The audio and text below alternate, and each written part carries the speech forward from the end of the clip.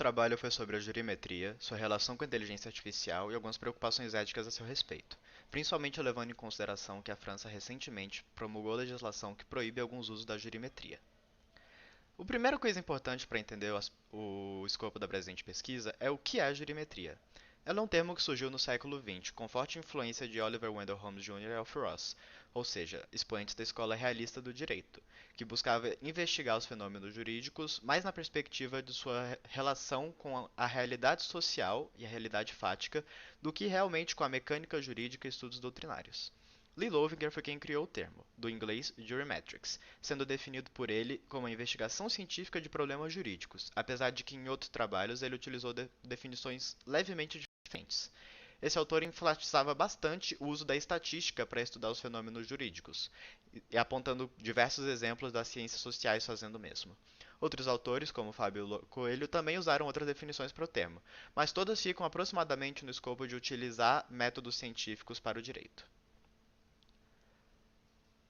Em 2019, a França promulgou a Lei 2019-222, que em seu artigo 33 tornava infração penal, punida com a mesma pena atribuída aos crimes de violação aos direitos de personalidade, a divulgação de dados de identidade de magistrados ou membros do registro da Corte, com o objetivo ou efeito de avaliar, analisar, comparar ou prever práticas profissionais.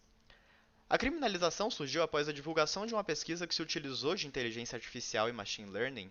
para analisar uma grande quantidade de decisões judiciais sobre imigração e perceber que, dependendo do magistrado que fosse responsável pelo julgamento de algum caso, poderia haver uma grande diferença nos números de pedidos que eram concedidos e pedidos que eram rejeitados.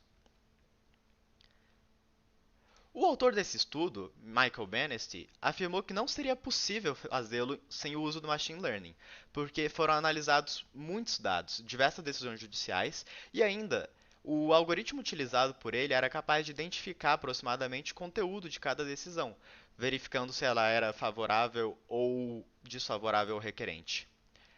Ele recebeu diversos e-mails, principalmente de magistrados, que não ficaram conformados com a publicação do estudo. Alguns alegaram, por exemplo, que isso poderia influenciar futuros julgamentos, outros alegaram violações de privacidade, e isso acabou culminando, apontam alguns, na proibição indicada, apesar de que o legislador francês não fez referência expressa a esse caso. Importante notar ainda que outros estudiosos da inteligência artificial já previam que ela poderia ter sido utilizada no direito, de forma que o estudo de Bannister não é surpreendente. Ele é simplesmente um desenvolvimento natural daquilo que já era previsto que poderia ser feito com a inteligência artificial. Um exemplo dos que já haviam previsto essa utilização é Jordan Mitchell, que eles inclusive apontavam especificamente o uso da inteligência artificial no direito para você introduzir os dados de determinada transação comercial e o sistema apontar uma possível fraude. Sendo assim, o estudo procedeu a identificar alguns apontamentos éticos acerca da relação da jurimetria com a inteligência artificial. E alguns dos principais que foram encontrados foram aqueles que já eram relevantes para o caso francês, que é a violação à privacidade de dados pessoais, até porque a inteligência artificial permite análise de muitos mais dados do que seria possível sem a sua utilização, e assim comprometendo os dados de muito mais pessoas.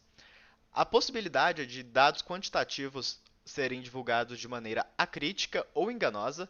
sem levar em consideração aspectos mecânicos ou orgânicos do direito, ou apenas de reduzir o direito a números, como, por exemplo, simplesmente divulgar a quantidade de julgamentos favoráveis a determinada causa, sem que seja levado em consideração, por exemplo, que muitas pessoas que têm esse direito levam a causa a julgamento, enquanto raramente outras pessoas sem o direito levariam.